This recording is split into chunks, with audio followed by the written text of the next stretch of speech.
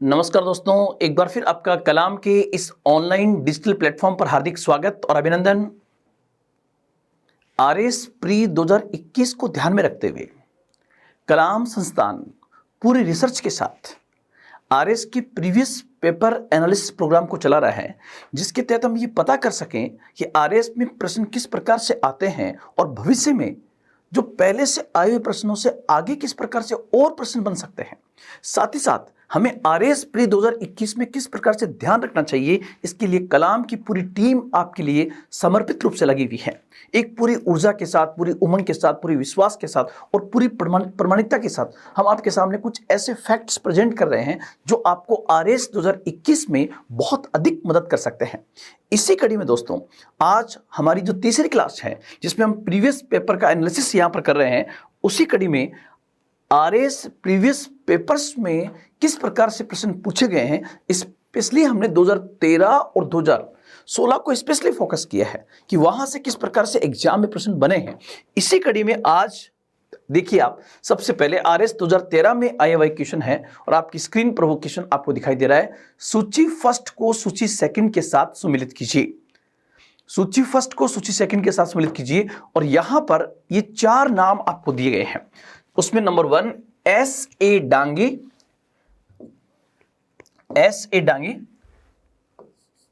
Muzaffar Ahmad, Ghulam Hussain, M सिंगारवेलू, ये चार नाम हैं। और इधर चार पुस्तकों के नाम दिए गए हैं: नवयुग, इंकलाब, लेबर किसान गजट और द सोशलिस्ट। तो वैसे आपको बताऊं कि पूरे इतिहास में बहुत सारी पत्र पत्रिकाएं हैं। आप कितनी पत्र पत्रिकाओं को याद करोगे, लेकिन आप देखिए, जब 2013 में प्रश्न पूछा गया तो स्पेशली ये जो क्वेश्चन पूछा गया है, ये बेसिकली भारत के वामपंथी आंदोलन से क्वेश्चन पूछा गया है। और आपको बताऊं कि पिछले कुछ वर्षों से भारत का जो लेफ्टिस्ट मूवमेंट था, वहां से प्रश्न बहुत अधिक संख्या में बन रहे हैं। यहां पर जो चार नाम आपके सामने हैं, ये चारों आप लोग ध्यान रखना, ये भारत के लेफ्टिस्ट आंदोलन के दौरान अपनी पत्रिकाओं के माध्यम से भारत में वामपंथी आंदोलन का प्रसार करने में इन्होंने बहुत बड़ी भूमिका अदा की थी। साथ ही साथ दोस्तों, आप लोग ध्यान रखना कि वर्तमान में भारत में किसान आंदोलन जो चल रहा है, उसमें भी कहीं ना कहीं लेफ्टिस्ट की बहुत बड़ी भूमिका है, किसानों की भूमिका है, मजदूरों की भूमिका है। तो इस संदर्भ को ध्यान में रखते हुए इस प्रकार के प्रश्नों के बनने की संभावना वापस होती है। तो दोस्तों, इस प्रश्न के माध्यम से मैं बताना चाहूंगा कि आज हम इस एक क्वेश्चन के माध्यम से लगभग 15 मिनट तक मैं चाहूंगा कि हम वामपंथी आंदोलन को फोकस करें कि भविष्य में अगर यहां से 2021 में प्रश्न बनता है तो आप उसको किस प्रकार से कवर करोगे। यह हमारा मेन ऑब्जेक्ट यहां पर होगा। तो आप देखिए, सबसे पहले जैसे मान लीजिए मुझे इसमें से अगर 100% कोई एक नाम याद है तो नाम है एम सिंगारवेलू का एक न्यूज़पेपर था जिसका नाम था लेबर किसान गजट। और लेबर किसान गजट जो दोस्तों, आप लोग ध्यान रखना, ये बेसिकली कहां पर चलता था, तो ये मद्रास में चलने वाला एक न्यूज़पेपर था। इसी प्रकार से आप देखोगे मुजफ्फर अहमद जो है, मुजफ्फर अहमद का पत्रिका थी नवयुग। आप हमेशा इस प्रकार के प्रश्नों को करते समय इस बात को ध्यान रखें कि आप यहां पर ABCD रख लें। और आपने देखा कि डी का कंफर्म उत्तर 3 है, डी का 3 होगा। और अगर आपको डी में 3 मिल जाए तो वो 100% उत्तर होगा। और आप देखिए, डी का 3 यहां पर मिल रहा है, केवल एक पता लगते ही आपका उत्तर आ जाएगा। हालांकि इसकी संभावनाएं बहुत कम होती है, लेकिन कम से कम आपको 2 याद हो तो आपका प्रश्न 99% लगभग सही हो जाएगा। तो आप देखिए, मुझे 2 याद हैं, एम सिंगारवेलू का लेबर किसान गजट कहां चलता था, मद्रास के अंदर, और मुजफ्फर अहमद का नवयुग जो है वो बेसिकली बंगाल में चलने वाली एक पत्रिका थी। साथ ही साथ दोस्तों, आप लोग ध्यान रखना, गुलाम हुसैन का इंकलाब, गुलाम हुसैन का यहां पर नवयुग जो है ये बंगाल में कलकत्ता में चलता था, इंकलाब बेसिकली लाहौर में चलता था, और लेबर किसान गजट जो है ये मद्रास में चलता था। और एस.ए. डांगे जो है, इनका द सोशलिस्ट जो है, ये बेसिकली बॉम्बे में चलने वाली एक पत्रिका थी। तो यहां पर आप लोग ध्यान रखना, कई बार ऐसा भी हो सकता है कि आगे भविष्य में सेम क्वेश्चन कोई आरपीएससी आपसे पूछ ले कि निम्नलिखित पत्रिकाओं के स्थान को मिलाते हुए सूची फर्स्ट को सूची सेकंड के साथ सम्मिलित कीजिए। मतलब एक साइड में आपका पेपर आ जाए और दूसरा वो पेपर कहां चलता था उसका आ जाए, जैसे यहां पर 4 नाम आपको दिए जाए, कलकत्ता, लाहौर, मद्रास और बॉम्बे। और इस प्रकार के प्रश्नों के लिए आप यहां पर पहले मत टिक कीजिए, ऊपर से ABCD बनाइए और वहां पर किसी एक या दो को कंफर्म रूप से निकालिए, तो आपका उत्तर जो है वहां से 100% निकल के आ जाएगा। इसलिए इसका उत्तर जो होगा 4123। 41 ए का 4 द सोशलिस्ट, S.A. डांगे का मतलब होगा श्रीपाद अमृत डांगे। श्रीपाद अमृत डांगे एक बहुत बड़े वामपंथी पत्रकार हुए हैं। उनकी एक पत्रिका और चलती थी, आप लोग ध्यान रखना, जिसका नाम था गांधी वर्सेस लेनिन। जिसका नाम था गांधी वर्सेस लेनिन। ये एक पत्रिका थी जिसमें ये गांधीवाद और लेनिनवाद के आपस में तुलनात्मक अध्ययन के माध्यम से इन्होंने कराया था। तो दोस्तों, ये मैंने आपको एक प्रश्न समझाया। अब मैं चाहूंगा कि अगले 15 से 20 मिनट इसी प्रश्न को ध्यान में रखते हुए, और चूंकि भारत में अभी किसान आंदोलन अपने चरम पे चल रहा है, और किसान आंदोलन को जगाने के अंदर भारत में जितने भी किसान आंदोलन हुए हैं, उसमें सबसे बड़ी भूमिका भारत में चलने वाले वामपंथी आंदोलन की रही है। इसलिए हम थोड़ा सा इस प्रश्न के माध्यम से इस टॉपिक को थोड़ा डिस्क्राइब करें, ताकि RS 2021 में अगर किसी प्रकार का प्रश्न यहां से आए तो उसको हम कर सकें। देखिए दोस्तों, इस क्रम में सबसे पहले आप देखिए, नंबर 1 मैंने अगर यहां पर हेडिंग ये डाला, हेडिंग मैंने डाल दिया वामपंथी आंदोलन। सबसे पहले यहां पर मैंने ये लिखा वामपंथी आंदोलन, जिसको हम कहेंगे इंग्लिश में लेफ्टिस्ट मूवमेंट। वामपंथी आंदोलन या लेफ्टिस्ट मूवमेंट, ये हमारा आज का टॉपिक एनालिसिस है, लेफ्टिस्ट मूवमेंट। अब आप कहोगे सर हमें तो यही नहीं पता कि लेफ्ट शब्द क्या होता है सर, और ये मूवमेंट से पहले लेफ्ट क्यों जुड़ा। दोस्तों, आप लोग ध्यान रखना, जो वर्ड लेफ्ट है यहां पर आप लोग ध्यान रखना कि जो लेफ्ट शब्द है, और लेफ्ट को ही हिंदी में कहते हैं वाम। और आपको बताना चाहूंगा, इस लेफ्ट शब्द का या लेफ्टिस्ट शब्द का उद्भव जो है ये बेसिकली फ्रांस से होता है। लेफ्टिस्ट मतलब लेफ्ट से बना है लेफ्टिस्ट। इस लेफ्टिस्ट शब्द का उद्भव कैसे हुआ, तो ध्यान रखना, इसका जो ओरिजिन है ये बेसिकली फ्रांस से होता है। इसका उद्भव जो है वो फ्रांस से हुआ। और कैसे कि जो फ्रांस का राजा था, उस राजा के राइट और लेफ्ट, आप लोग ध्यान रखना, जैसे मान लीजिए ये राजा बैठा है, तो राजा के राइट साइड में और लेफ्ट साइड में उसके दरबारी बैठते थे। और यहां पर मैं कहना चाहूंगा कि फ्रांस के राजा के जो राइट साइड में बैठते थे, फ्रांस के राजा के जो राइट साइड में थे और जो लेफ्ट साइड में थे, उनमें अंतर क्या था उन दरबारियों में, कि जो राइट साइड में थे वो ये मानते थे कि राजा के कार्यकाल में, राजतंत्र में जो कुछ चल रहा है वो सही है। ध्यान रखना, वे लोग जो राजा की परंपरागत नीतियों में विश्वास रखते थे, वो इतिहास में आगे चलकर उनके लिए शब्द क्या आया कि जो चल रहा है वही सही है, उसी के लिए शब्द आता है राइटिस्ट। उसी को हम कहते हैं रूढ़िवादी भी, दक्षिणपंथी भी कहते हैं कई बार, ये वर्ड थोड़ा सिमिलर है। और साथ ही साथ एक शब्द आएगा लेफ्ट, वे लोग जो राजा की नीतियों से संतुष्ट नहीं थे, वे लोग जो राजा की नीतियों से संतुष्ट नहीं थे, वो परिवर्तन चाहते थे। और ध्यान रखना, जो लोग परिवर्तन के पक्षधर थे, वे लोग जो परिवर्तन के पक्षधर थे, उन परिवर्तन के पक्षधर लोगों के लिए जो शब्द यूज में आने लगा, उसी को हम कहते हैं लेफ्टिस्ट। उसी को हम कहते हैं लेफ्टिस्ट। आपको सर हमें समझ में आ गया, क्या पॉइंट समझ में आया दोस्तों?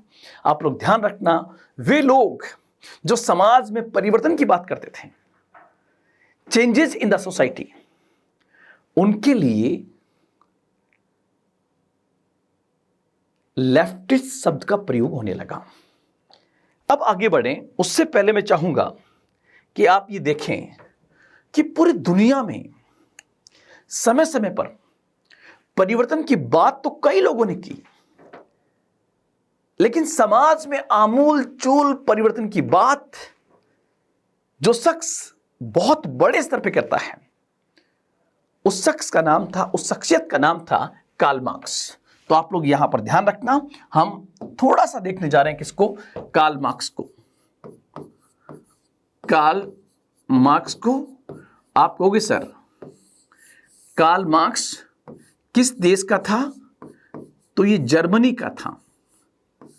और किस काल की उपज है ये, किस काल का है, तो ध्यान रखना जिस समय इंडस्ट्रियल रिवॉल्यूशन आई है, औद्योगिक क्रांति आई है, उस औद्योगिक क्रांति के बाद की जो व्यवस्था है, उस औद्योगिक क्रांति का उस औद्योगिक फेज का ये व्यक्ति है। और किसकी बात करता है, ध्यान रखना दोस्तों, ये समाज में समानता का पक्षधर है कि समाज में समानता होनी चाहिए। और दोस्तों आप लोग ध्यान रखना, समाज में समानता की बात तब की जाती है जब समाज में असमानता हो। और यह असमानता क्यों आई, क्योंकि औद्योगिक क्रांति ने समाज में दो वर्गों को जन्म दिया, एक पूंजीपति वर्ग और एक मजदूर वर्ग।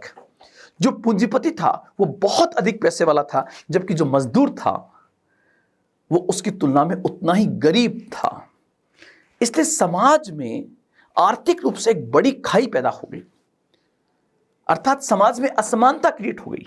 और ध्यान रखना आर्थिक पहलू एक इतना बड़ा पहलू है कि उसका प्रभाव समाज के सामाजिक, राजनीतिक, आर्थिक, सांस्कृतिक, धार्मिक सभी क्षेत्रों में उसको दिखाई देता है। इसलिए कार्ल मार्क्स आह्वान करता है और वो कहता है कि दुनिया भर के मजदूरों तुम एक हो जाओ। तुम अगर एक हो गए, संगठित हो गए, तो तुम पूरी दुनिया में क्रांति ला सकते हो। दोस्तों ध्यान रखना, पूरी दुनिया में समाज में समानता की बात करने वाला औद्योगिक युग का जो शख्सियत थी उसका नाम था Karl Marx. Karl Marx basically Germany का था, जर्मनी का एक बहुत बड़ा समाजवादी विचारक माना जाता है। यहां से 3 क्वेश्चन आपके और बनते हैं, और वो 3 क्वेश्चन बनते हैं कि कार्ल मार्क्स जो है इसकी बुक का नाम क्या था, कार्ल मार्क्स की दोस्त का नाम क्या था जिसने इसकी पूरी विचारधारा को प्रेजेंट करने में बहुत बड़ी भूमिका अदा की थी।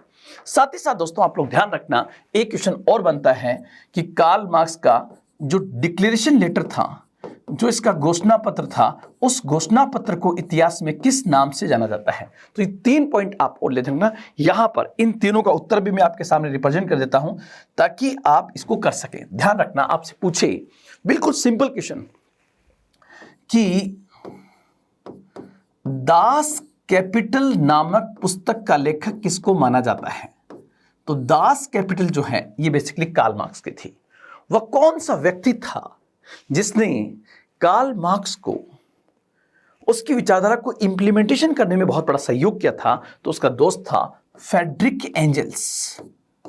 फ्रेडरिक एंजल्स जो है इसने बेसिकली इसके विचारों को अमली जामा पहनाने में बहुत बड़ी मदद की थी। और साथ ही साथ दोस्तों ध्यान रखना, कार्ल मार्क्स का जो घोषणा पत्र है जिसको हम कहते हैं कम्युनिस्ट डिक्लेरेशन लेटर, इसी को हम क्या कहते हैं, इसी को हम कहते हैं कम्युनिस्ट डिक्लेरेशन लेटर के नाम से, या कम्युनिस्ट डिक्लेरेशन मैनिफेस्टो भी आप कह सकते हो। कम्युनिस्ट डिक्लेरेशन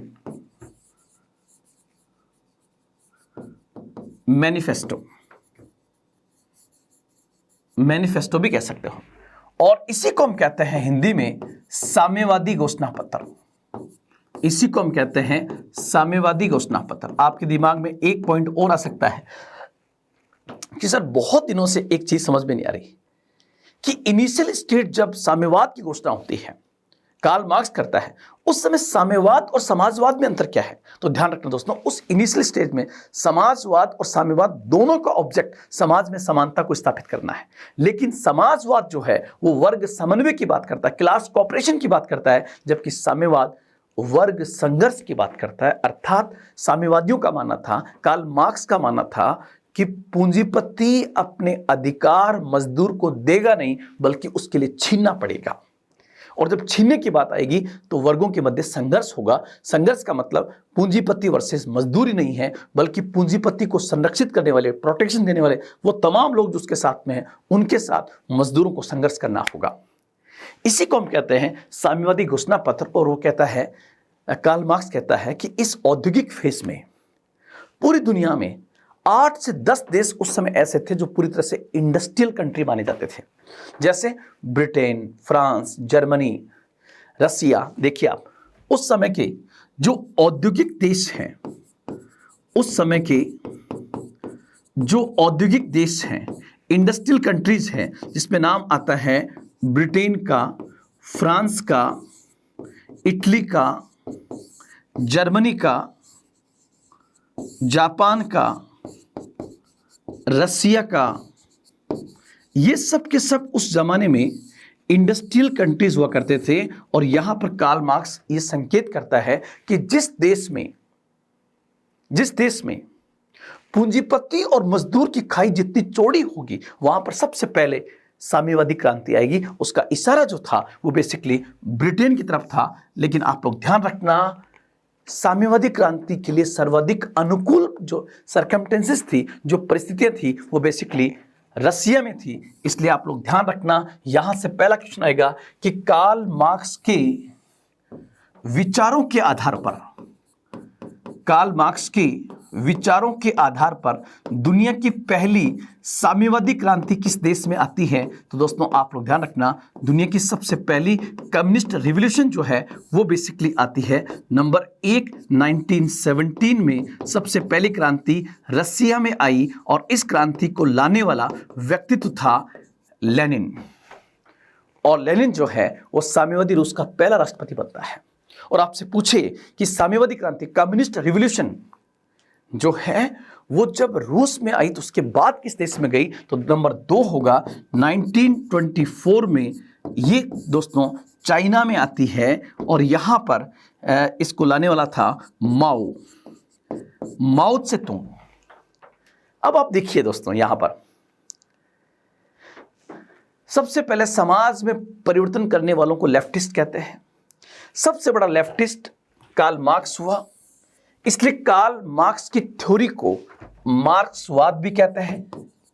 कार्ल मार्क्स की थ्योरी को मार्क्सवाद भी कहते हैं। और मार्क्सवाद का मूल रूप क्या है? मार्क्सवाद का मूल रूप है साम्यवाद। अब साम्यवाद जिस देश में जाएगा उस देश की परिस्थितियां जर्मनी से अलग हैं, उस देश की परिस्थितियां कार्ल मार्क्स ने जो कहा उससे अलग है। इसलिए हर देश में साम्यवादी क्रांति का रूप अलग अलग गया। और इसलिए दोस्तों ध्यान रखना, जब रूस में साम्यवादी क्रांति आई तो उस वाद को रूस के अंदर क्या कहा गया? लेनिनवाद। उसको क्या कहा गया? लेनिनवाद। क्योंकि यहां पर क्रांति का आधार औद्योगिक मजदूर थे। जहां जहां पर औद्योगिक मजदूर, इंडस्ट्रियल लेबर्स जहां पर आधार थे, उसको हम कहते हैं क्या? आपका उत्तर होगा लेनिनवादी। लेकिन 1924 में चाइना के अंदर तो अभी औद्योगिक क्रांति आई नहीं है, वहां पर औद्योगिक मजदूर है ही नहीं है। तो वहां पर कौन है? वहां पर जमींदार और किसान। इसलिए माओ ने अपनी क्रांति का आधार किसको बनाया था?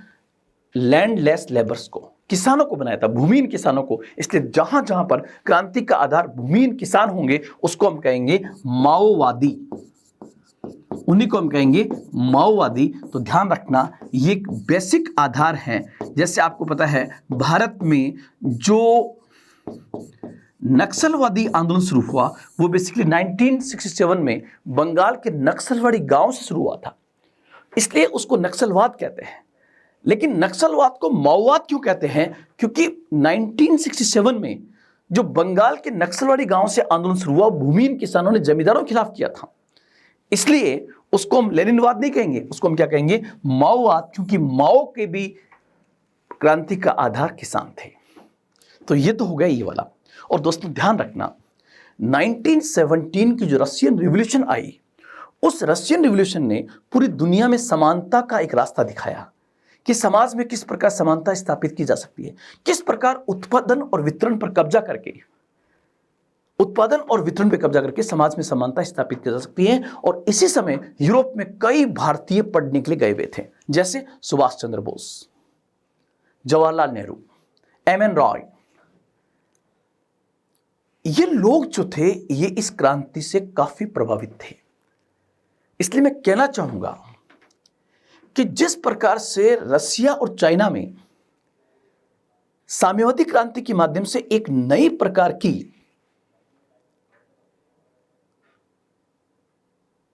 परिवर्तन देखने को मिला, उसका इंपैक्ट भारत में भी आया। और भारत में इसे आपको पता है, इसी को हम कहते हैं, इसी से प्रभावित जो आंदोलन हुआ उससे हम कहते हैं भारत में वामपंथी आंदोलन। भारत में वामपंथी आंदोलन, the leftist movement in India. सबसे पहले आपका पॉइंट होगा कि सर भारत में वामपंथी आंदोलन शुरू ही क्यों हुआ? तो नंबर 1 होगा, पहला इसका अगर उद्भव का कारण आप देखोगे दोस्तों, तो कारण में सबसे पहला मिलेगा नंबर 1, भारत में बहुत बड़ी संख्या में भूमिहीन किसानों का होना। और आपको यह पूछे कि वो कौन सी व्यवस्था थी अंग्रेजों की जिसके कारण इस प्रकार की व्यवस्था आई, तो आपका उत्तर होगा अंग्रेजों की जो स्थायी बंदोबस्त की व्यवस्था थी, जिस व्यवस्था ने अंग्रेजों को लाभ पहुंचाया, लेकिन स्थायी बंदोबस्त के माध्यम से किसानों को जमीन से भूमिहीन कर दिया गया था। इसलिए बंगाल, बिहार, उड़ीसा और असम के लाखों, बनारस के लाखों लोग जो किसान थे, उन्हें अपनी जमीन से बेदखल स्थायी बंदोबस्त जैसी राजस्व व्यवस्था से कर दिया गया था।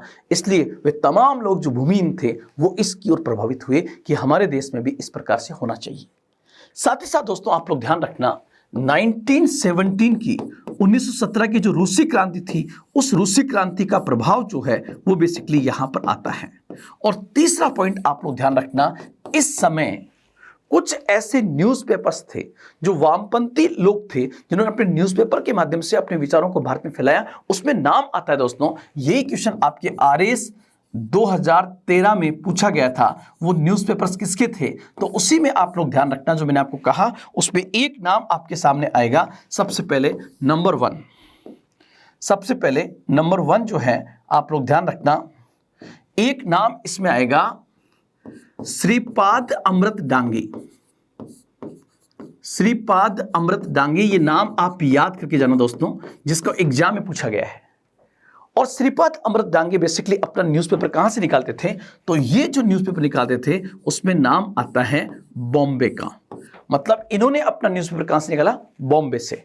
और दूसरा नाम आएगा मुजफ्फर अहमद का, जिसको एग्जाम में पूछा गया है। तो एक नाम आपका होगा मुजफ्फर अहमद का। इसी प्रकार एक नाम गुलाम हुसैन का था, गुलाम हुसैन। और दोस्तों चौथा नाम आप ध्यान रखना, एम सिंगार वेलू का। और ये क्वेश्चन आपका 2013 में पूछा गया। इन चारों ने भारत के 4 सबसे बड़े सिटीज जो उस समय थे, वहां पर इन्होंने वामपंथी विचारधारा को फैलाने में बहुत बड़ी भूमिका अदा की थी। उसी में नाम आएगा श्रीपाद अमृत डांगे के 2 न्यूज़पेपर थे, एक था गांधी वर्सेस लेनिन, ये पेपर का नाम है गांधी वर्सेस लेनिन, और एक द सोशलिस्ट। इसी प्रकार मुजफ्फर अहमद ने कलकत्ता के अंदर जो न्यूज़पेपर निकाला था, जिसका नाम था नवजीवन, एक नया प्रकार का जीवन। ध्यान रखना, वो वामपंथी विचारधारा के बहुत बड़े समर्थक थे। गुलाम हुसैन ने लाहौर में निकाला था इंकलाब। और एम सिंगारवेलू जो है, इसमें आप लोग दोस्तों ध्यान रखना, ये मद्रास में चलता था और इसका नाम था लेबर किसान गजट। ये पॉइंट भी आपको यहां पर आना चाहिए। इन्होंने अपने समाचार पत्रों के माध्यम से वामपंथी विचारधारा को फैलाने में बहुत बड़ी भूमिका अदा की। अब आप कहोगे सर हमें 3 या 4 क्वेश्चन आप ऐसे बता दीजिए जो आरएस 2021 के अंदर हमारे लिए इंपॉर्टेंट साबित हो सकते हैं। तो दोस्तों आप लोग ध्यान रखना, अगर मैं कहूं आरएस 2021 की बात करूं, जो लगभग आपका 15 दिन और बचे हुए हैं, उसमें आप लोग ध्यान रखना 15 क्या 10 दिन ही बचे अब तो। लेबर किसान गजट आरएस 2021 में 4 क्वेश्चन आप ध्यान रखना। नंबर 1, सबसे पहला क्वेश्चन होगा, अगर जब भी पूछा जाएगा तो एक आएगा एमएन रॉय पर। एमएन रॉय, इनका पूरा नाम था मानवेंद्र नाथ रॉय। क्या नाम था? मानवेंद्र नाथ रॉय इनका पूरा नाम था दोस्तों। और इन्होंने, आप लोग ध्यान रखना, 1920 के अंदर, उस समय ताशकंद जो आज उज्बेकिस्तान की राजधानी है, उस समय यूएसएसआर में ये पड़ती थी।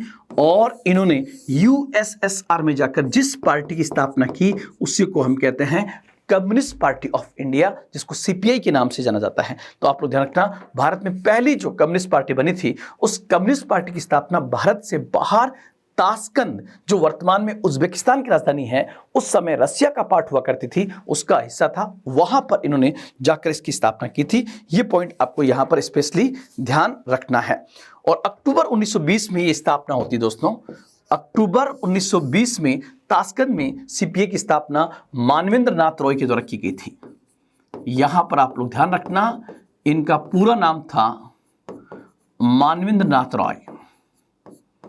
ये पॉइंट आपको यहां पर स्पेशली ध्यान रखना होगा। एक क्वेश्चन अभी तक नहीं पूछा गया है एमएन रॉय के बारे में, आप लोग ध्यान रखना।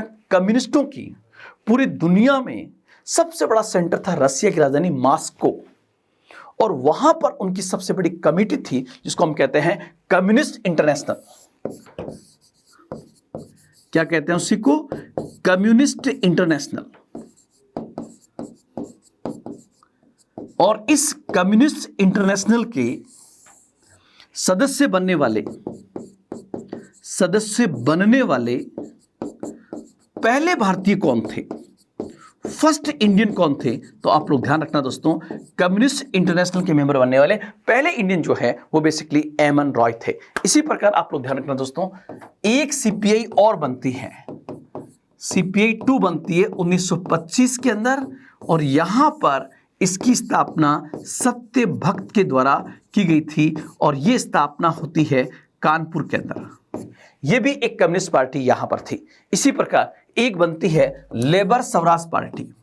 आपसे पूछे कि वो कौन सी पहली पार्टी थी जिसमें किसान और मजदूर दोनों शामिल थे, तो वो थी लेबर स्वराज पार्टी, और इसकी स्थापना 1925 के अंदर 1925 में होती है। लेबर स्वराज पार्टी मजदूर किसानों का संगठन था। लेकिन आपसे पूछे कि कांग्रेस के अंदर 2 बड़े नेता कौन से थे जो अत्यंत प्रभावित थे वामपंथी विचारधारा से, तो ध्यान रखना यहां पर फिर एक पॉइंट आएगा, वामपंथी विचारधारा से प्रभावित जो है उसमें सबसे बड़ा 2 नाम, उसमें एक नाम होगा जवाहरलाल नेहरू और दूसरा सुभाष चंद्र बोस। और आपको पता होगा सुभाष बाबू ने जब कांग्रेस 1939 में छोड़ी थी तो उन्होंने एक फॉरवर्ड ब्लॉक की स्थापना की थी। फॉरवर्ड ब्लॉक बेसिकली एक कम्युनिस्ट पार्टी थी।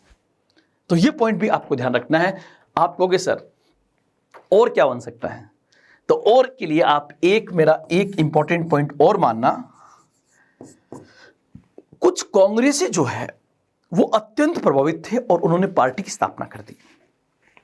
उस पार्टी का नाम था कांग्रेस समाजवादी पार्टी। उस पार्टी का नाम था Congress Samajwadi party, Congress socialist party. Congress socialist party की स्थापना 1934 में हुई थी। 1934 में इस पार्टी की स्थापना हुई और इसकी स्थापना में 3 लोगों की सबसे बड़ी भूमिका थी। ये 3 लोग जो हैं जयप्रकाश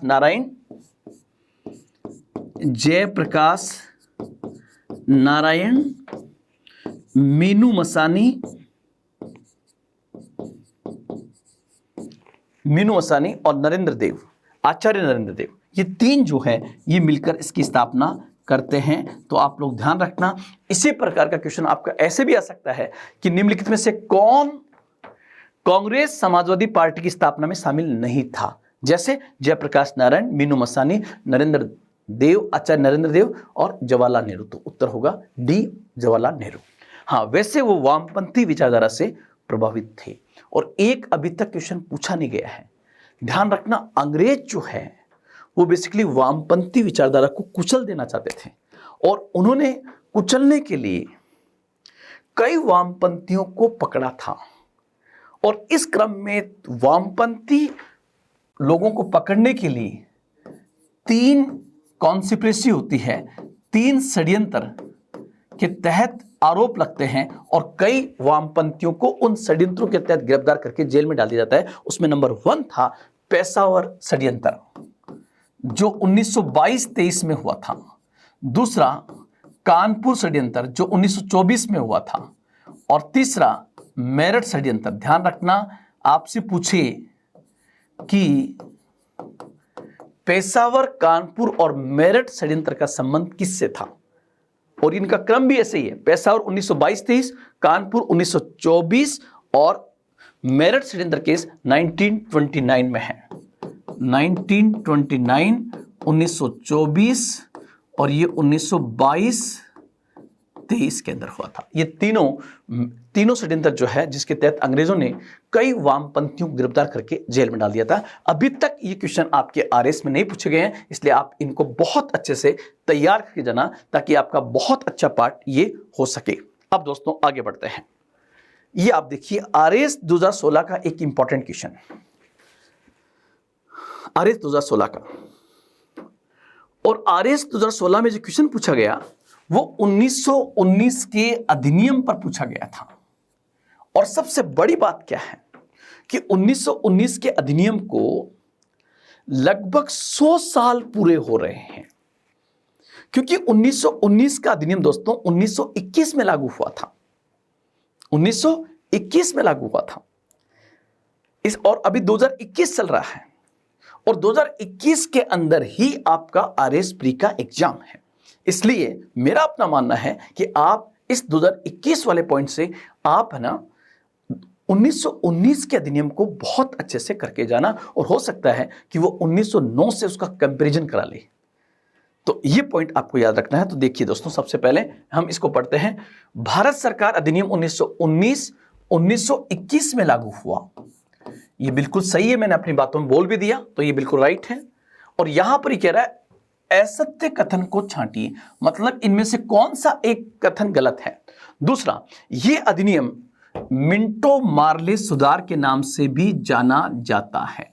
तो यहां पर ये पॉइंट आपको ध्यान रखने वाला है कि जो 1909 का अधिनियम था, उस 1909 के अधिनियम को दोस्तों आप लोग ध्यान रखना, उस अधिनियम को मिंटो मार्ले सुधार के नाम जाना जाता है। इसलिए सेकंड स्टेटमेंट जो है वो गलत हो गया। तीसरा चौथा पढ़ने की आवश्यकता नहीं है, लेकिन फिर भी पढ़ लेते हैं। इसका सही उत्तर जो होगा वो बेसिकली आपका होगा, ये तीनों सही है, गलत ये वाला है। तो सही उत्तर जो होगा,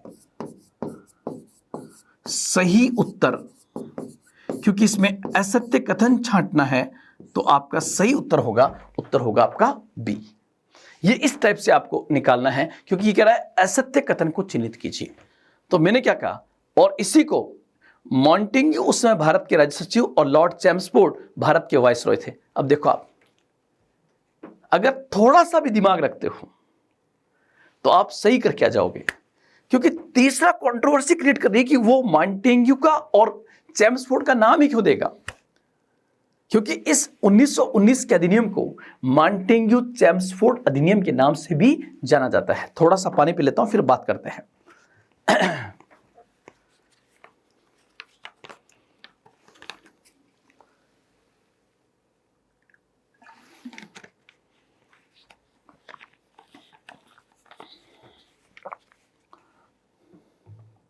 देखिए दोस्तों, आगे बढ़ते हैं। और मेरा अपना मानना है कि इससे एग्जाम में आपका प्रश्न बन सकता है। किससे? 1919 से, क्योंकि इसमें थोड़ा सा इनपुट 1909 का भी है। इसमें थोड़ा सा पहले हम 1909 के अधिनियम को देख लेते हैं। 1909 का अधिनियम, द एक्ट ऑफ 1909, 1909 का अधिनियम सबसे पहले देखते हैं।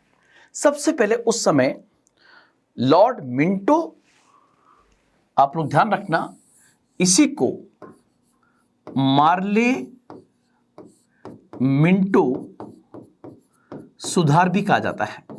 इसी को मार्ले मिंटो सुधार भी कहा जाता है। तो यहां पर आप देखोगे, या ये अधिनियम मिंटो मार्ले सुधार के नाम से भी जाना जाता है। तो 1909 जाना जाता है, 1919 नहीं जाना जाता है। इसलिए स्टेटमेंट सेकंड जो है वो गलत हो गया था। तो यहां पर आप देखोगे तो 1909 के अधिनियम को मार्ले मिंटो सुधार भी कहते हैं। मार्ले उस समय सेक्रेटरी ऑफ इंडिया हुआ करता था, और भारत सचिव कहां बैठता था? भारत सचिव भारत संबंधी सबसे बड़ा अधिकारी था, जो बेसिकली लंदन में बैठता था। कहां बैठता था? लंदन में। और इसे ब्रिटेन के अंदर कैबिनेट सेक्रेटरी का दर्जा प्राप्त था। ठीक है। और मिंटो जो है, कैबिनेट मिनिस्टर का दर्जा प्राप्त था। और यह था, मिंटो उस समय भारत का वाइसरॉय था। और ध्यान रखना, उस समय वाइसरॉय कलकत्ता में बैठता था। हालांकि 1912 से तो फिर दिल्ली में बैठने लग जाएगा, लेकिन ये आप लोग ध्यान रखना मिंटो मार्ले रिफॉर्म्स कहते हैं। और ध्यान रखना मार्ले और मिंटो ने जो रिपोर्ट तैयार की वो रिपोर्ट ब्रिटिश गवर्नमेंट के पास में गई। ब्रिटिश गवर्नमेंट ने जब उसे संसद में रख दिया और पास कर दिया तो बन गया 1909 का भारत शासन अधिनियम। अब इस भारत शासन अधिनियम 1909 में 4 पॉइंट आप मेरे कहने से याद कर लेना। नंबर 1, इस अधिनियम के द्वारा भारत में एक सदनीय व्यवस्था ही थी।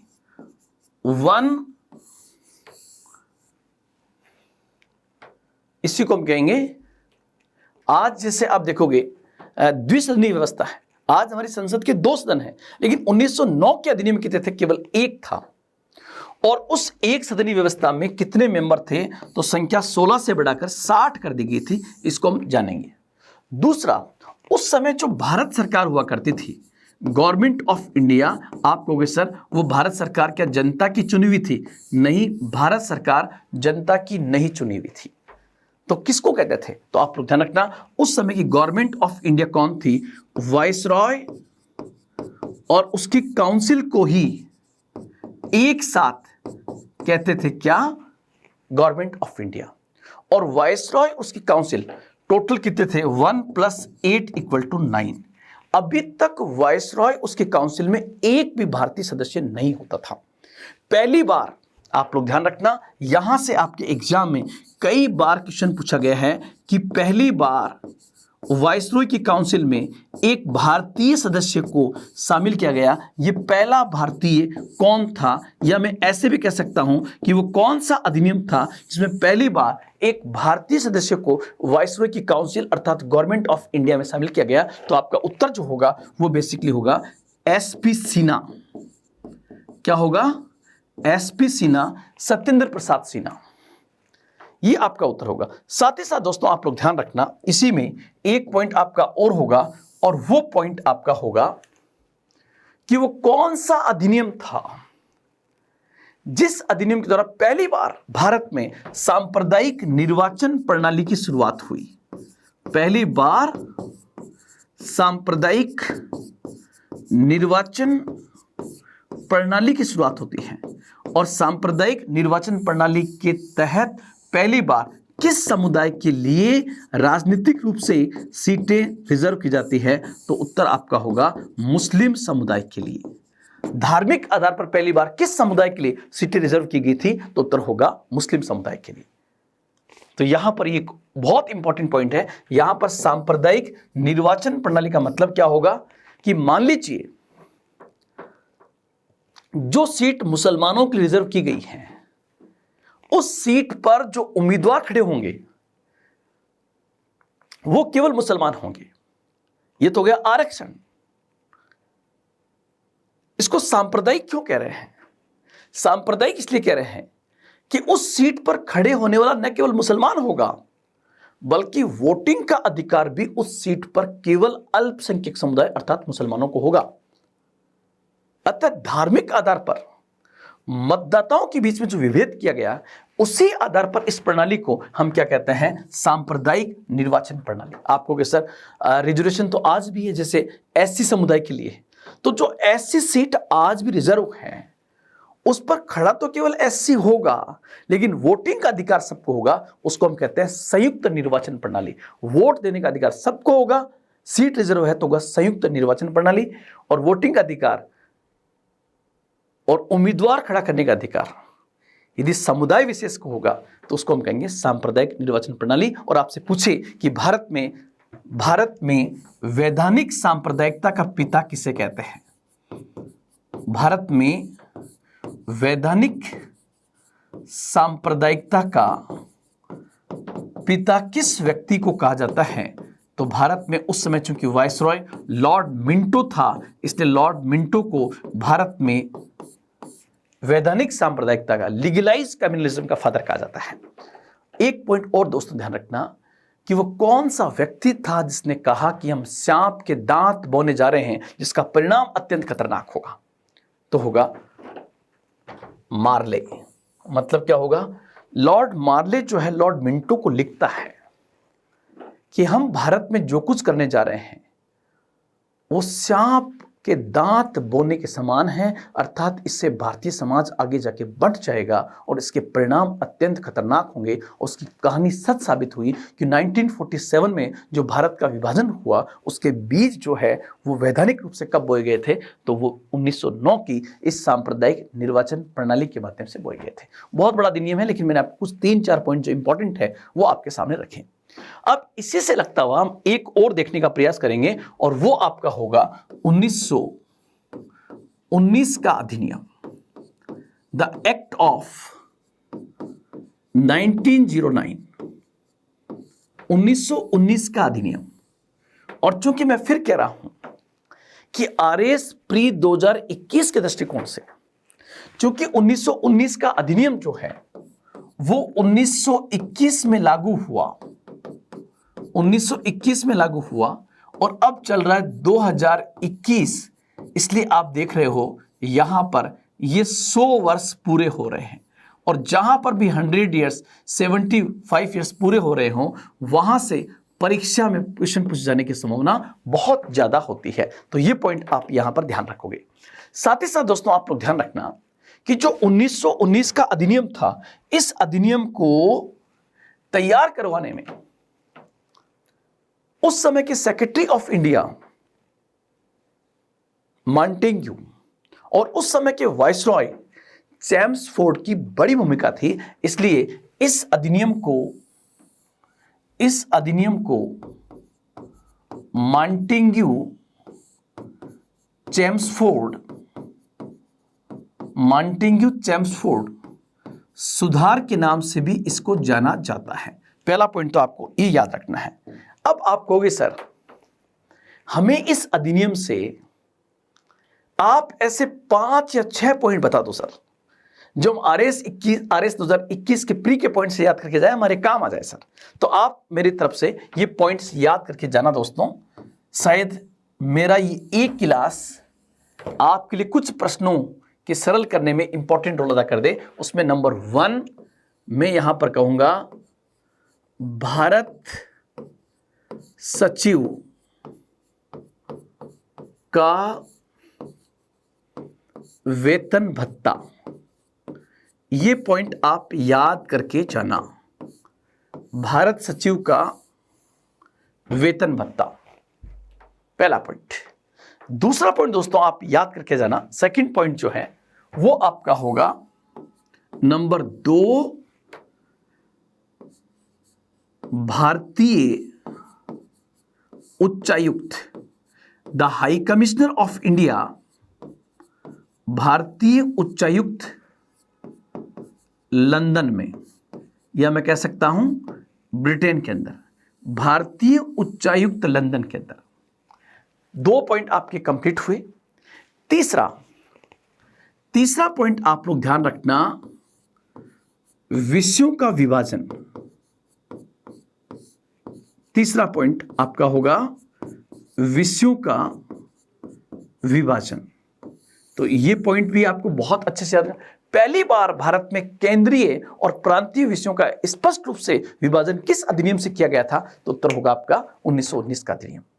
साथ ही साथ दोस्तों चौथा पॉइंट जो आपको याद रखना है, 4th पॉइंट, वो याद रखना है वाइसरॉय एवं उसकी कार्यकारिणी। वाइसरॉय एवं उसकी कार्यकारिणी, ये वाला पॉइंट मैं आपको समझा दूंगा इसका मतलब क्या है। 5वां पॉइंट आपको याद रखना है द्विसदनीय व्यवस्था। द्विसदनीय व्यवस्था जिसको हम कहेंगे बाई कैमरल सिस्टम, द्विसदनीय व्यवस्था। 6ठा पॉइंट आपको इसमें याद रखना है लोक सेवा आयोग। 6ठा पॉइंट रखना है लोक सेवा आयोग। लोक सेवा आयोग। और एक सबसे बेहतरीन पॉइंट जो अभी तक पूछा ही नहीं गया है, और वो 7वां पॉइंट है द्वैध शासन प्रणाली। 1919 की द्वैध शासन प्रणाली क्या थी? ये इतने पॉइंट, 7 पॉइंट आपको कम से कम याद करके जाने हैं। नंबर आप कहोगे सर थोड़ा समझा दीजिए सर, ताकि हम वहां पर याद करके जा सकें। तो दोस्तों आप लोग ध्यान रखना, इसमें हर पॉइंट का अर्थ हम समझ लेते हैं। और अर्थ यहां पर होगा, जैसे भारत सचिव का वेतन भत्ता, इसका मतलब क्या हुआ कि भारत सचिव का वेतन भत्ता जो है, भारत सचिव जो है ये बेसिकली लंदन में बैठता था और इसे ब्रिटिश सरकार में कैबिनेट मंत्री का दर्जा प्राप्त था। मतलब ब्रिटिश गवर्नमेंट में कैबिनेट मंत्री का दर्जा था, लंदन में ये बैठता था, ब्रिटिश पार्लियामेंट का मेंबर भी होता था, लेकिन भारत संबंधी भारत के बाहर सबसे बड़ा अधिकारी जो था वो सेक्रेटरी ऑफ इंडिया था। लेकिन इस भारत सचिव के जो वेतन भत्ते थे वो बेसिकली भारतीय राजस्व से जाते थे, इंडियन रेवेन्यू से इसका वेतन भत्ता मतलब भारत से जाता था, भारतीय राजस्व से इसका वेतन भत्ता भारत से जाता था। इस बात का हमारे राष्ट्रवादियों ने, स्पेशली लाल बाल पाल ने जबरदस्त विरोध किया था कि आप बैठे वहां हो, वेतन यहां से दो, क्या ढंग है ये, हमारे धन का निष्कासन हो रहा है। तो ध्यान रखना, इसका वेतन भत्ता भारतीय राजस्व से बंद कर दिया गया। और उसको कहां से दिया जाने लगा, तो अब उत्तर होगा उसको ब्रिटिश राजस्व से ही उसका वेतन भत्ता दिया जाने लगा। ओवरऑल आप कहोगे सर इसका मतलब क्या है, इसका जो मतलब है वो है कि वो कौन सा अधिनियम था जिस अधिनियम के द्वारा भारत सचिव का वेतन भत्ता अब भारतीय राजस्व के बजाय ब्रिटिश राजस्व से दिया जाने लगा। तो आपका उत्तर होगा 1919 का अधिनियम। साथ ही साथ दोस्तों नेक्स्ट पॉइंट दूसरा, आप लोग ध्यान रखना कि जैसे आज आपको पता कि राष्ट्रमंडल के जो देश हैं, कॉमनवेल्थ कंट्रीज, कॉमनवेल्थ में सबसे इंपॉर्टेंट है ब्रिटेन, और कॉमनवेल्थ राष्ट्रमंडल में कौन से देश आते हैं, जो ब्रिटेन के कभी उपनिवेश रहे थे। और ध्यान रखना, जो ब्रिटिश उपनिवेश हैं उनके राजदूत आपस में हाई कमिश्नर कहलाते हैं। जैसे भारत का राजदूत ब्रिटेन में हाई कमिश्नर, भारत का राजदूत पाकिस्तान में हाई कमिश्नर, पाकिस्तान का राजदूत भारत में हाई कमिश्नर, भारत का राजदूत ऑस्ट्रेलिया में हाई कमिश्नर, क्योंकि ये सब राष्ट्रमंडल के सदस्य हैं। एक पॉइंट तो ये, लेकिन भारत का राजदूत अमेरिका में राजदूत कहलाता है। तो पहली पॉइंट आप यहां क्लियर करना, उच्चायुक्त शब्द जो है वो बेसिकली किसके लिए आता है, राष्ट्रमंडल देशों के राजदूतों के लिए आता है। अब आप कहोगे सर पहली बार भारत का राजदूत ब्रिटेन में कब स्थापित किया गया, तो उत्तर होगा 1919 के अधिनियम के द्वारा। और इस के द्वारा भारतीय उच्चायुक्त कहां पर बैठता था, लंदन में बैठता था। और इसकी स्थापना किस अधिनियम के द्वारा की जाती है, तो 1919 के अधिनियम के द्वारा इसकी स्थापना की जाती है। अब फिर आएगा वो कौन सा अधिनियम था जिसके द्वारा केंद्रीय एवं प्रांतीय विषयों को अलग अलग कर दिया गया था। प्रोविंशियल सब्जेक्ट्स और सेंट्रल लिस्ट को अलग अलग करके शक्तियों का विभाजन किया गया, वो कौन सा अधिनियम था, तो आपका उत्तर होगा 1919 का अधिनियम। अभी तक जो है वाइसरॉय तमाम प्रकार के विषयों पर कानून बनाने की शक्ति रखता था। तो ये पॉइंट यहां पर आएगा। तीसरा, वाइसरॉय की कार्यकारिणी, आप यहां पर देखिए, वाइसरॉय की कार्यकारिणी को ही हम उस समय किस नाम से जानते थे, भारत सरकार अर्थात गवर्नमेंट ऑफ इंडिया के नाम से उसको जानते थे, गवर्नमेंट ऑफ इंडिया। आप कहोगे सर ये आपने पहले ही बताया था, यस।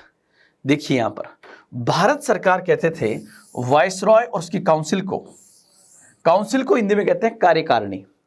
पहली बार वाइसरॉय की कार्यकारिणी में एक भारतीय सदस्य को कब शामिल किया गया था, तो उत्तर होगा 1909 के द्वारा। और पहला सदस्य कौन था, एसपी सिन्हा। आप देखिए 1919 तक पहुंचे तो यहां पर लिखा गया कि अब वाइसरॉय की कार्यकारिणी में कम से कम 3 भारतीय होंगे। पहले था कम से कम 1, अब हो गया कम से कम 3 भारतीय सदस्यों की व्यवस्था का प्रावधान यहां पर किया जाता है। फिर उसके बाद एक पॉइंट और आएगा दोस्तों, और वो पॉइंट होगा द्विसदनीय व्यवस्था, जिसको हम कहते हैं बाई कैमरल सिस्टम। आप कहोगे सर ये तो मेरे बिल्कुल भी समझ में नहीं आया, यहां पर इस बाई कैमरल सिस्टम का मतलब क्या है। तो मैं इसको अलग से समझा देता हूं कि जो 1919 का अधिनियम था, 1919 का जो एक्ट था, उस 1919 के एक्ट के द्वारा बाकायदा केंद्रीय विधानमंडल की स्थापना की जाती है। हालांकि केंद्रीय विधानमंडल तो पहले से ही था, लेकिन केंद्रीय विधानमंडल जो है, उस केंद्रीय विधानमंडल को पहली बार, इस विधानमंडल को पहली बार क्या बनाया जाता है, द्विसदनीय बनाया जाता है 1919 के अधिनियम के द्वारा। और यह ध्यान रखना, 1919 का अधिनियम लागू कब होता है, 1921 में लागू होता है। तो ये पॉइंट आपकी क्लियर। अब आपको सर यहां द्विसदनीय व्यवस्था का मतलब क्या, बाई कैमरल सिस्टम का मतलब क्या है, तो दोस्तों द्विसदनीय व्यवस्था का मतलब यहां पर होगा, द्विसदनीय व्यवस्था का जो मतलब है वो मतलब दोस्तों यहां पर है कि जैसे आज हमारी संसद के 2 सदन हैं, राज्यसभा और लोकसभा, इसी प्रकार उस जमाने के अंदर भी एक हाउस हुआ करता था, अपर हाउस, उच्च सदन। और उच्च सदन को उस जमाने में क्या कहते थे, राज्य परिषद, स्टेट काउंसिल कहते थे। और उस राज्य परिषद में कितने मेंबर थे, तो उस समय उसमें मेंबर थे 60 मेंबर उस जमाने के अंदर हुआ करते थे। इस 60 के 2 पार्ट थे, 26 और 34। आपको सर इसका मतलब क्या है, इसका मतलब है 26 जो मेंबर आते थे वो बेसिकली मनोनीत होते थे, जबकि 34 जो है वो बेसिकली निर्वाचित हुआ करते थे। आज हमारी संसद द्विसदनीय है। इस द्विसदनीय व्यवस्था की शुरुआत कब से होती है, 1919 के अधिनियम से होती है। और ये जो राज्य परिषद था, इसके सदस्यों का कार्यकाल कितना था, तो यहां पर इसका कार्यकाल था 5 वर्ष, राज्य परिषद। ये पॉइंट आप लोग ध्यान रखना। और दूसरा सदन जो था उसको हम कहते हैं लोअर हाउस, निम्न सदन, उसको हम कहते हैं निम्न सदन। और निम्न सदन का नाम क्या था, तो उसका नाम था सेंट्रल असेंबली, केंद्रीय सभा, केंद्रीय सभा या केंद्रीय विधानसभा, सेंट्रल असेंबली कहते थे। और उसके टोटल मेंबर कितने रखे गए, 145। उस 145 के 2 पार्ट थे, एक था 41 और एक था 104। ये आप लोग ध्यान रखना। 41 जो है ये बेसिकली उस समय वायसरॉय के द्वारा मनोनीत किए जाते थे, जबकि 104 जो है ये बेसिकली निर्वाचित थे। मैं कह सकता हूं कि निर्वाचन की व्यवस्था अब और अधिक बढ़ गई है। लेकिन ध्यान रखना, ये जो निर्वाचन शब्द आ रहा है कि 1919 के द्वारा भारत में निर्वाचन की शुरुआत कर दी गई। 1909 में मात्र 3% लोगों को वोट देने का अधिकार था। 1919 तक पहुंचते पहुंचते यह अधिकार लगभग आप मान के चलिए 10% तक पहुंच जाता है। आपको सर वोटिंग का अधिकार किसको था, तो ध्यान रखना, जैसे राज्य परिषद की बात करूं तो यहां पर यह जो मताधिकार था, यह मताधिकार बहुत ही सीमित था। मताधिकार सीमित था। आपको सर सीमित का मतलब क्या था, कि वे लोग जिनकी आय 10,000 रुपए वार्षिक हुआ करती थी, 10,000 वार्षिक हुआ करती थी, या जो लोग 750 रुपए भू राजस्व के साल भर में देते थे, उन लोगों को राज्य परिषद के सदस्यों के चुनाव में वोटिंग का अधिकार दिया गया था। ध्यान रखना, 1920 में भारत में 24 करोड़ के आसपास की जनसंख्या थी, जिसमें से राज्य परिषद के लिए जो वोटिंग डालने का अधिकार था वो केवल 17,364 को था। मतलब इसमें टोटल मतदाता इस समय कितने हैं, मतदाता 17,364 से आप समझ सकते हो कि आम आदमी को वोटिंग का अधिकार नहीं था। 24 करोड़ में केवल 17,364। और यहां पर आप देखोगे जो सेंट्रल असेंबली थी, उस सेंट्रल असेंबली में किसको दिया गया अधिकार, वे लोग मतलब मतदाता कौन होगा, जो 15 रुपए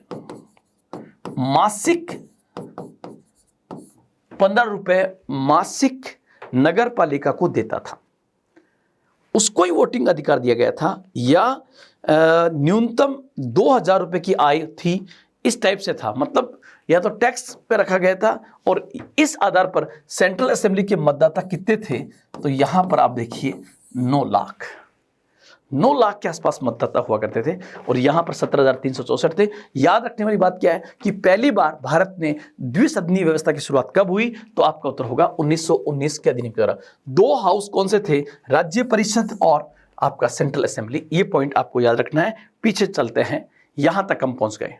ये द्विसदनीय व्यवस्था भी हो गई। लोक सेवा आयोग, बहुत अच्छा क्वेश्चन। लोक सेवा आयोग वाले पॉइंट को आप याद रखना दोस्तों। आप लोग ध्यान रखना, 1919 के अधिनियम के द्वारा ही ये प्रोविजन किया गया कि भारत में एक लोक सेवा आयोग होगा, जिसको हम कहते हैं पब्लिक सर्विस कमीशन होगा। भारत में एक लोक सेवा आयोग होगा। ये बात 1919 के अधिनियम के द्वारा की गई है। आप लोग ध्यान रखना, इस लोक सेवा आयोग की स्थापना के लिए बाकायदा एक कमीशन बनता है, जिसको हम इतिहास में किस नाम जानते हैं, ली कमीशन। और इसी ली कमीशन को रॉयल कमीशन भी कहा जाता है। इस ली कमीशन की रिपोर्ट के आधार पर 1926 में भारत में पब्लिक सर्विस कमीशन की स्थापना हुई। और ध्यान रखना, उसी पब्लिक सर्विस कमीशन को आज हम किस नाम से जानते हैं, यूपीएससी के नाम से जानते हैं। यह क्वेश्चन आपका डायरेक्ट ऐसे भी आ सकता है कि यूपीएससी की स्थापना किस अधिनियम के तहत कब हुई थी। तो यूपीएससी की स्थापना 1919 के अधिनियम के तहत 1926 में इसकी स्थापना हुई थी। यह पॉइंट भी आपको यहां पर स्पेशली याद रखना है। वापस चलते हैं और एक और देखिए आप, यह क्वेश्चन अभी तक एग्जाम में नहीं पूछा गया है। द्वैध शासन प्रणाली, अगर मुझे मौका मिला तो मैं आपको बताऊंगा। द्वैध शासन प्रणाली के बहुत सारे रूप हैं। नंबर 1, 1765 से 1772 बंगाल में द्वैध शासन। एक आपका आ रहा है 1919 का द्वैध शासन क्या था। तो आप लोग दोस्तों इसको थोड़ा सा समझ लेना, क्योंकि अभी तक एग्जाम में क्वेश्चन नहीं पूछा गया है। 1919 का जो अधिनियम था, उस 1919 के अधिनियम के द्वारा मैंने क्या कहा था कि पहली बार इस अधिनियम के द्वारा विषयों का विभाजन किया गया था और पहली बार केंद्रीय और प्रांतीय विषयों को अलग अलग कर दिया गया था। यह मैंने पहले बताया आपको, पहली बार प्रांतीय और केंद्रीय और प्रांतीय विषयों को अलग अलग किया गया। और उसमें जो है आप लोग ध्यान रखना, उसी में एक पॉइंट आपके पास में आएगा कि आप यहां पे देखिए कि जो प्रांतीय विषय हैं, कि ये सब्जेक्ट हैं, उन प्रांतीय विषयों को चलाने के लिए बाकायदा प्रांत में क्या होगी, प्रांत में पहले से ही हुआ करती थी प्रांतीय सरकार, प्रोविंशियल गवर्नमेंट पहले से हुआ करती थी। लेकिन इस सरकार के काम में केंद्र सरकार बहुत अधिक हस्तक्षेप करती थी। ध्यान से सुनना आप लोग। तो प्रांतीय विषयों के संचालन के लिए स्पष्ट रूप से प्रांतीय सरकार होती थी। उस प्रांतीय सरकार का काम कौन चलाती थी, तो गवर्नर और उसकी काउंसिल। जैसे वहां पर था वाइसरॉय और उसकी काउंसिल, गवर्नर उसकी काउंसिल। अब जो गवर्नर की काउंसिल थी, उस काउंसिल में 2 प्रकार के मेंबर हुआ करते थे। एक तो हो गए मनोनीत और एक हो गए निर्वाचित। निर्वाचित वो है जो भारत की जनता के द्वारा प्रत्यक्ष या अप्रत्यक्ष रूप से चुनकर भेजे गए हैं। तो गवर्नर की काउंसिल में 2 प्रकार के मेंबर हुआ करते थे। अब इन्होंने क्या कहा कि विषयों का विभाजन किया गया था। विषयों का विभाजन 2 पार्ट में किया गया। एक तो कौन सा, केंद्रीय विषय, और एक हो गया प्रांतीय विषय, प्रोविंशियल सब्जेक्ट। लेकिन इन्होंने क्या किया दोस्तों, जानबूझकर प्रांतीय विषयों को भी 2 भागों में डिवाइड कर दिया था। मतलब ये प्रोविंशियल सब्जेक्ट और इसको भी इन्होंने 2 भागों में डिवाइड कर दिया। एक हो गया आरक्षित विषय, आरक्षित विषय, और एक आपका होगा कौन सा, हस्तांतरित विषय। जितने भी इंपॉर्टेंट सब्जेक्ट थे वो सब के सब इंपॉर्टेंट सब्जेक्ट जो है वो बेसिकली यहां पर रखे गए आरक्षित विषय में, जैसे गृह विभाग, वित्त विभाग, ये वाला। और हस्तांतरित विषय जैसे एग्रीकल्चर, स्वास्थ्य, ये रखे गए यहां पर। आप कहोगे सर जब सब्जेक्ट यहां पर दे दिए तो अब दिक्कत क्या है। इन्होंने क्या किया दोस्तों, जानबूझकर जो आरक्षित विषय थे वो तो दे दिए मनोनीत सदस्यों को, और जो कम इंपॉर्टेंट सब्जेक्ट थे वो दे दिए निर्वाचित को। अर्थात यहां पर निर्वाचित और मनोनीत सदस्यों के मध्य प्रांतीय विषयों में विभेद किया गया। इस कारण इसे 1919 के अधिनियम के तहत 1919 की द्वैध शासन प्रणाली कहते हैं। और ये प्रणाली कहां लागू हुई थी, केंद्रीय प्रांत। तो ध्यान रखना ये प्रांतीय स्तर पर लागू हुई थी, ये प्रांतीय स्तर पर लागू हुई थी और ये सिस्टम लगभग फेल हुआ था। और आगे चलकर आपको पता है इसी 1919 के अधिनियम का लास्ट पॉइंट था कि इसकी 10 वर्ष बाद समीक्षा की जाएगी। इस अधिनियम का पॉइंट था कि 10 वर्ष बाद इस अधिनियम की समीक्षा की जाएगी और उसी की समीक्षा के तहत 1927 में साइमन कमीशन की नियुक्ति की जाती है। हालांकि उसकी नियुक्ति 2 साल पहले हो जाती है साइमन कमीशन। आप कहें कि साइमन कमीशन का प्रोविजन किस अधिनियम में था, तो 1919 में था। और ध्यान रखना, साइमन कमीशन ने इस द्वैत शासन प्रणाली को प्रांतों से हटाकर कहां पे लागू कर दिया था, केंद्रीय स्तर पे लागू कर दिया था। तो दोस्तों ये मैंने आज आपके सामने पूरा एनालिसिस प्रेजेंट करने का प्रयास किया कि आपके एग्जाम के पॉइंट से यहां से किस प्रकार से क्वेश्चन आ सकते हैं। तो आगे चलकर आपको मैं बताना चाहूंगा कि कलाम की टीम जो है वो पूरे रिसर्च के साथ, पूरे अनुसंधान के साथ और एक व्यापक ऊर्जावान टीम के साथ ये प्रयास कर रही है कि आरएस प्री का पेपर जो है वो आपका बेहतरीन हो। इसलिए आपको पता होगा आरएस प्री के लिए जितने भी बच्चे कलाम संस्थान के साथ जुड़े हुए हैं उनके लिए डेली टास्क प्रोग्राम के तहत उनको ऐसा मैटर दिया जा रहा है जहां से डायरेक्ट क्वेश्चन हिट होने की संभावना पूरी है। इसलिए आप उसको जरूर पढ़ें, क्योंकि हमारा डेली टास्क प्रोग्राम जो है उसमें हम करंट अपडेटेड नोट्स जो है वो दे रहे हैं हर टॉपिक के, ताकि वहां से आप बहुत अच्छा अपने एग्जाम को कवर कर सके। साथ ही साथ दोस्तों, आरएस प्री एग्जाम के बाद जो आरएस का मेंस का एग्जाम होगा, उस आरएस के मेंस के एग्जाम की रणनीति हमने अभी से तैयार कर ली है, जिसके तहत हम एंसर राइटिंग का एक बहुत अच्छा प्रोग्राम आपके सामने लेकर आएंगे कि 15, 50 और 100 शब्दों में किस प्रकार से एंसर राइटिंग की जाती है। तो दोस्तों आज इतना ही, फिर मिलेंगे कलाम के इस प्लेटफॉर्म पर। जय हिंद, जय भारत।